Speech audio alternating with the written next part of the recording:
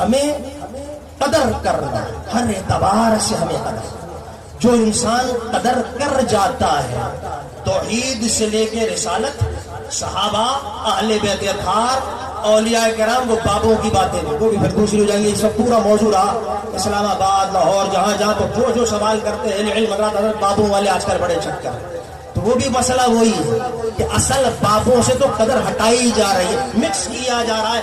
جعلی بابوں کو اصلی بابوں کے ساتھ ملاتے ہیں اور ٹائٹل ان کا ہوتا ہے اور اصلی بابوں کو بدنام کیا جاتا ہے. اصلی بابوں کی تو شان ہی کچھ اور ہے. جدی ہم جب بیٹھے ہوئے تھے وہ کوئی بندہ آیا، وہ تو اس انداز میں پہنچاتے ہوا. جدی ہم جب بیٹھے تھے وہاں ایک شخص کہنے لگا حضور آپ ابھی تک یہاں بیٹھے ہوئے ہیں، دنیا کہاں سے کہاں چاند پر پہنچ گئی ہے اور آپ کو صوفیہ کا انداز میں.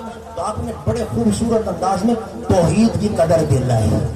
کہا مولانا یہ ٹیکنالوجی، جس طرح آج کل ہمارے ٹیکنالوجی سائنٹسٹ بن جائے، پتہ نہیں اپنے آپ کو کیا سمجھنے لگتے ہیں، صوفیہ کو حقیر، علماء کو حقیر.